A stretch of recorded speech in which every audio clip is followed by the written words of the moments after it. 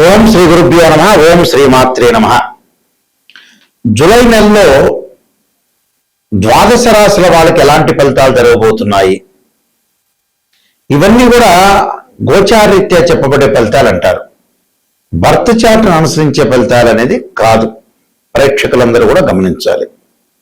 Birth చార్ట్కి గోచారానికి lot of difference ఉంది.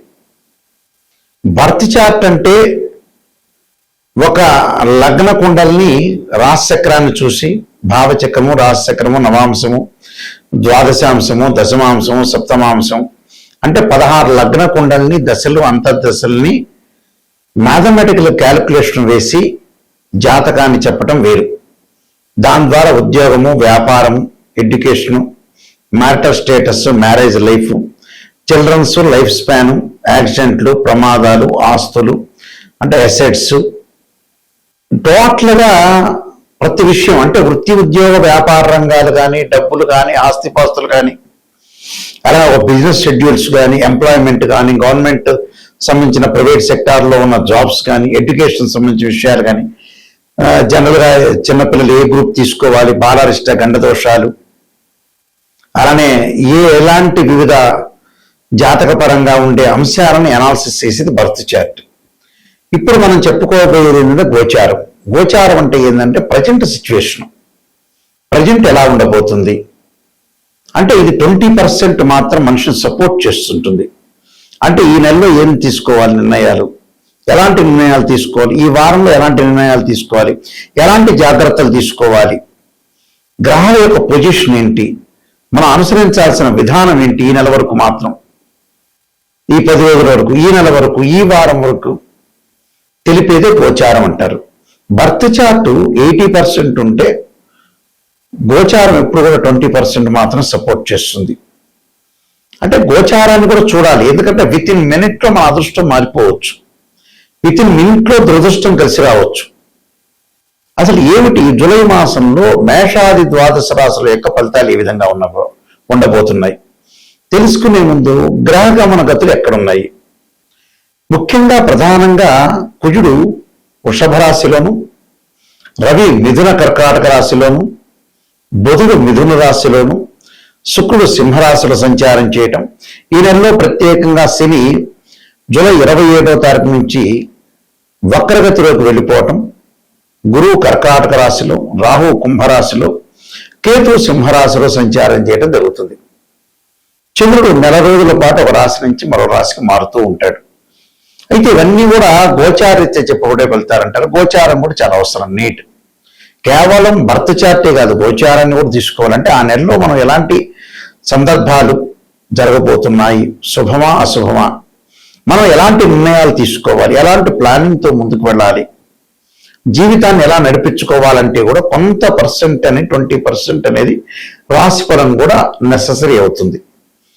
కానీ birth chart అనేది చాలా ఇంపార్టెంట్. ఎప్పుడు కూడా బర్త్ చార్ట్ అంటే ఒక చెట్టు కింద వేళ్ళు, గోచారం అంటే ఏంటంటే కొమ్మలు. ఆ కొమ్మలకి ఆకులు ఎప్పుడు వస్తాయి, సహజంగా రైన్ సీజన్లో వస్తాయి, వింటర్ సీజన్లో అలానే ఉంటాయి, సమ్మర్ సీజన్లో కిందకి రాలిపోతుంటాయి. కానీ బర్త్ చార్ట్ అనేది పర్మనెంట్. కానీ గోచారం కూడా చూసుకొని ముందుకు వెళ్ళాలి. అలానే మేషాది ద్వాదశ రాశుల వాళ్ళకి ఎలాంటి ఫలితాలు జరగబోతున్నాయి ఒకసారి తెలుసుకుందాం. కుంభరాశి వారికి గ్రహగమన గతులన్నీ కూడా పరిశీలన చేసిన తర్వాత ఏదైతే కుజుడు వీళ్ళకి 4థ స్థానంలో ఉన్నారో కొద్దిగా వాహన ప్రమాదాలు జరగకుండా చూసుకోవాలి, తల్లి యొక్క ఆరోగ్యం పట్ల శ్రద్ధ పెట్టాలి, మిశ్రమైన ఫలితాలు జరిగే అవకాశాలు ఉంటాయి, బంధుమిత్రులతో కొంత విభేదాలు రాకుండా చూసుకోవాలి, ఉద్యోగంలో స్థానచలనం కానీ లేదా అదనపు బాధ్యతలు లభించే అవకాశాలు ఎక్కువ ఉంటాయి. కాబట్టి శ్రమ చేయాల్సిన అవసరం ఎక్కువగా ఉంటుంది. చిన్న పనులకు కూడా చాలా పరుగులు పెట్టాల్సిన అవసరం ఉంటుంది. మానసికంగా కొంత ఆందోళన ఉంటుంది, అనవసరమైన ఖర్చులు, ఆర్థిక స్థిరత్వాన్ని కోల్పోయే అవకాశాలు ఎక్కువ ఉంటుంది, ఆదాయంలో అంతరాయము, మానసికంగా సంక్షోభం జరగటం ఒకటి, ఇంటి మరమ్మతులకి కొంత డబ్బులు ఖర్చు చేస్తారు, కుటుంబంలో సమస్యలు బాగా పెరుగుతుంటే ఆరోగ్య పట్ల శ్రద్ధ వహించడం చాలా ఇంపార్టెంట్. అంటే ఉద్యోగంలో స్థిరత్వం లభిస్తుంది, కానీ నూతన గృహము, వాహనాలు కొనుగోలు చేసే అవకాశాలు కూడా ఉన్నాయి జాతకంలో. అయితే ఈ రాశి వారికి ఏంటంటే రేపు జూలై 27 నుంచి జన్మశని అంటే వక్రగతిలో వస్తుంది అని అంటే జన్మశని అని అర్థం. అలాంటి సింటమ్స్ కనపడే అవకాశాలు ఉంటాయి. ఆరోగ్యపరంగా ఇబ్బందులు కలగటం, చికాకులు, మానసికంగా వేదనలు గురి కాకుండా చూసుకోవడం చాలా మంచిది. ఎందుకంటే భార్యాభర్తల మధ్యలో కూడా గొడవలు, డిస్ప్యూట్స్, చిన్న చిన్న విషయాలకి ఎక్కువగా స్పందనని చేయకూడదు. అలానే విద్యార్థులు వచ్చేటప్పటికల్లా వేరే వ్యాపకాలన్నీ కూడా తగ్గించుకొని చదువు మీద బాగా కాన్సన్ట్రేషన్ చేయాలి. వీళ్ళు గురువారం రోజు తప్పకుండా దక్షిణామూర్తి స్తోత్ర పాలనంతో పాటు దేవానాంచ ఋషీనాంచ గురుకాంచన సన్నిభం బుద్ధిమత్త త్రిలోకేశం తమ నమామి బృహస్పతి అనే మంత్రాన్ని చదువుకోవాలి. అలానే ఆంజనేయ స్వామికి ఆరాధన చేయాలి. ఆంజనేయ స్వామి వారికి సింధూరం ఇవ్వాలి. ఎర్రని వస్తువులు సమర్పణ చేయాలి. ఎర్రని వస్తువులతో పాటు ప్రత్యేకంగా ఆంజనేయ స్వామి యొక్క దండకాన్ని చదువుకోవాలి. వారాహి హవనం చేయాలి. వరాహ స్తుతి పారాయణం చేయాలి. దాంతోపాటు ఆంజనేయ స్వామి తమలపాకుల పూజ. ఆంజనేయాయుతే వాయుపుత్రాయుతీమే తన్నో హనుమత్ ప్రచోదయాత్ అనే మంగళవారం రోజున ఈ ఆంజనేయ స్వామి సంబంధించిన గాయత్రి మంత్రాన్ని, ఆంజనేయ స్వామి యొక్క ఆరాధనని, దండకాల్ని, అలానే ఎర్రని వస్తువులు దానం చేయటం, ఇలాంటివి చేయటం వల్ల కూడా మీకు భయం అనేది తొలగిపోయే అవకాశం ఉంటుంది. ఏదొచ్చినా కూడా ఎదుర్కొనే అవకాశం ఖచ్చితంగా వచ్చే అవకాశం ఉంటుంది. కాబట్టి నేను చెప్పినవి పాటించడం మీ మంచి జరిగే అవకాశాలు ఖచ్చితంగా ఉంటాయి. ఇవన్నీ కూడా జాతక పరంగా ఏదైతే దోషాలు ఉంటాయో ఆ దోష నివారణ చేసుకొని ముందుకు వెళ్ళాలి ఎప్పుడు కూడా. అంటే ఎప్పుడైనా సరే రాశి ఫలాన్ని చెప్పించుకునేటప్పుడు కానీ ప్రపంచంలో తెలియని రహస్యం ఏంటి అని అంటే, ఎంత చదువు చదివినా కూడా ప్రాపంచిక జ్ఞానం అనేది చాలా ఇంపార్టెంట్. ఇక్కడ ఐఐటీలు ఎంటెక్ చేసిన, ఎంఎస్ చేసిన, ఓ ప్రొఫెసర్గా ఉన్నా, ఓ లెక్చరర్ ఉన్నా, ఓ డాక్టర్గా ఉన్నా, ఎంత బ్రహ్మాండమైన తెలివిగలవాడైనా చదువులు ఎడ్యుకేషన్ పరంగా ప్రాపంచిక జ్ఞానం తెలియకపోతే టోటల్ అట్టర్ ఫెయిల్ అవుతారని అర్థం. ఏమిటి గురువు గారు ప్రాపంచిక జ్ఞానం అంటే, శరీరం అనేది మనకు హింట్ చెప్తూ ఉంటుంది. 70% మన జీవితం మన చేతుల్లో ఉంటుంది, 30% భగవంతుడి చేతుల్లో ఉంటుంది. మనం కృషి చేయాలి, భగవంతుడి యొక్క అనుగ్రహాన్ని పొందాలి. దీనిలో ఎక్కడైతే ప్రపంచంలో నెగిటివ్ అనేది మనకి జీవితంలో ఉంటుందో ఆ నెగిటివ్ని పాజిటివ్ చేసుకోవటం ఎలాగనే తెలుసుకోవాలి. నెగిటివ్ని మనం పాజిటివ్ చేసుకోవటం తెలియకపోతే ఎన్ని దేవాలయాలకు వెళ్ళినా, ఎన్ని పూజలు చేసినా విఫలమైపోయే అవకాశం ఉంటుంది. స్త్రీయ లోపం పెరుగుట పెద్ద విద్య, లోపం ఎరిగిన వాడే పూర్ణుడవుతాడు. ఎక్కడైతే మనం లోపాన్ని మనం సవరణ చేసుకుని వెళ్తే జీవితం అనేది 100% మనకు రిజల్ట్స్ వచ్చే అవకాశం ఖచ్చితంగా ఉంటుంది. శరీరంలో మనకు ఆరోగ్యపరంగా ఇబ్బందులు కలుగుతుంది, శరీరం తగ్గిపోతుంది అనేది మన ఏదో రకమైన హింట్ అనేది కనపడుతుంది. అదే 6th సెన్స్ అంటారు.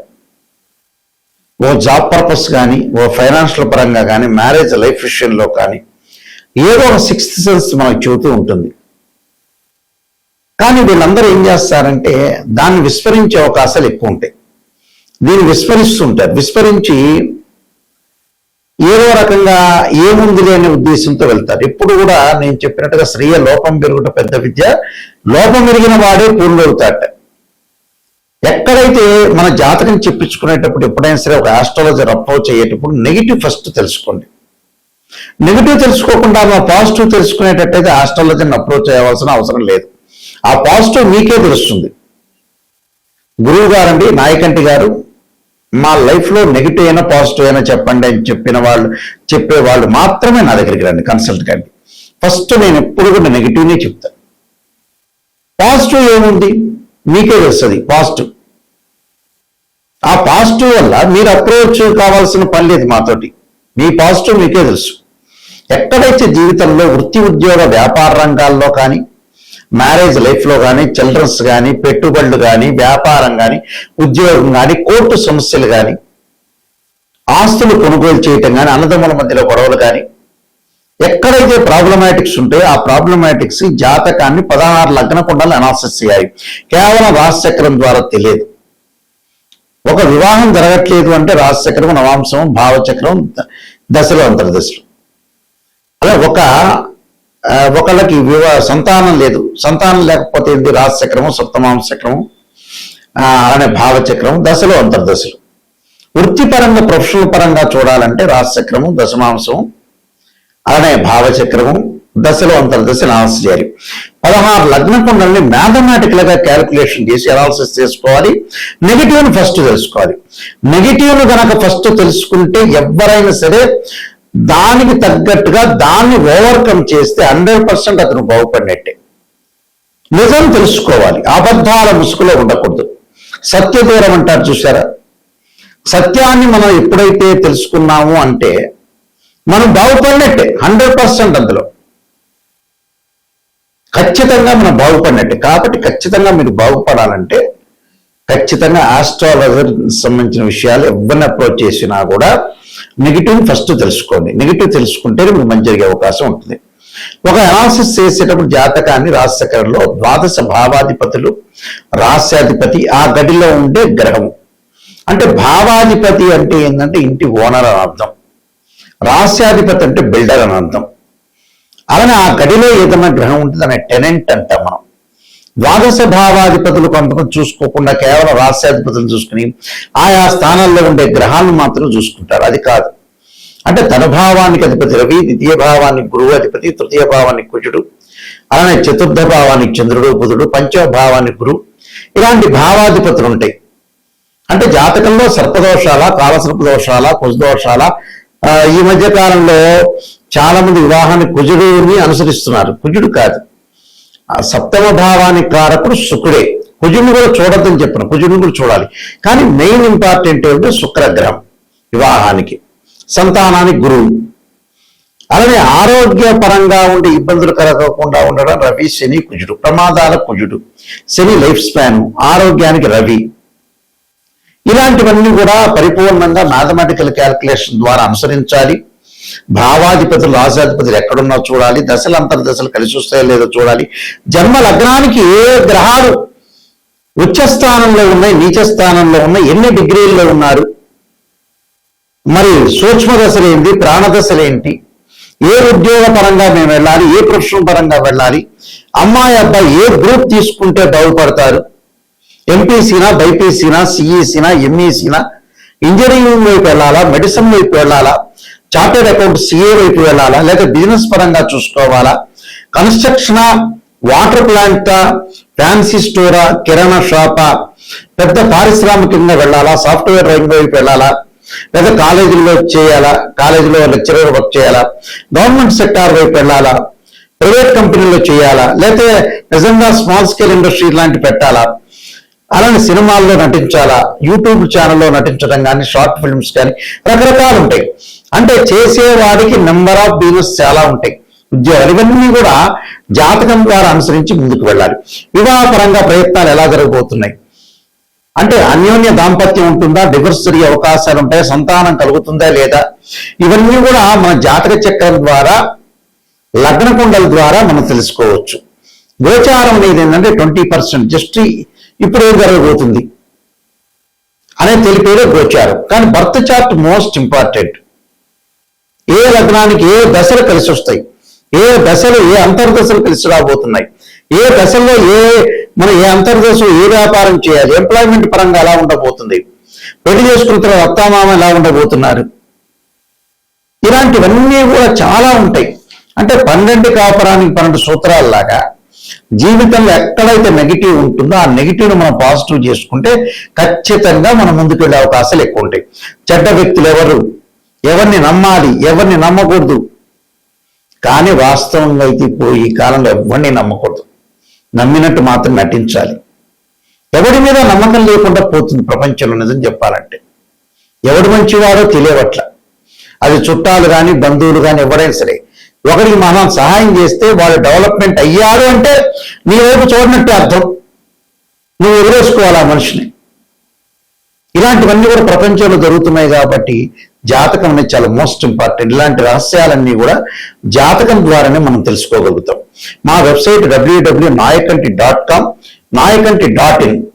నేను కాలసర్పయోగము, కాలసర్పయోగ చంద్రిక, రాహుకేతులు, ఛాయాగ్రహాలు, పుత్రగణపతి వృతము, జాతక చంద్రిక, వివాహ మార్తాండము, సర్వదేవతా గోత్రకులు పార్ట్ 1, పార్ట్ 2, స్వప్నశాస్త్ర ఫలదీపిక, అలానే బృహత్ పరిహార సింధు, నవగ్రహ దోషాలు పోవడానికి 12 మహావిద్య సంబంధించిన స్తోత్ర పారణాలు, production of astrology, concept of results, ఇలాంటివన్నీ బుక్స్ గారన్నీ కూడా నేను రాశాను.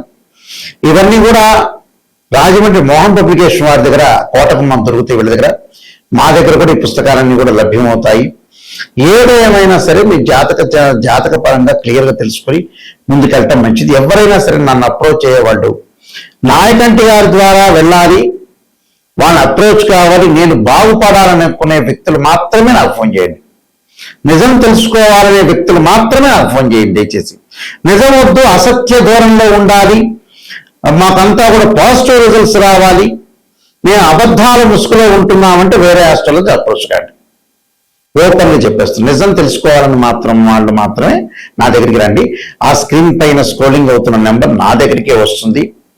నేనే దాన్ని మాట్లాడతాను మీకు నెంబర్కి.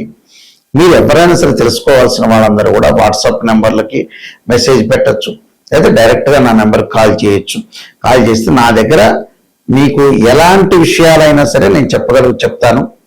చెప్పిన తర్వాత మీరు చక్కగా ఆ నెగిటివ్ని పాజిటివ్ చేసుకోవడానికి ముందుకెళ్ళడానికే చేసుకుంటే చాలా మంచిది. ఎప్పుడు నెగిటివ్ని పాజిటివ్ చేసుకుంటేనే మీ జీవితంలో ధన్యమైపోయే అవకాశం ఉంటుంది.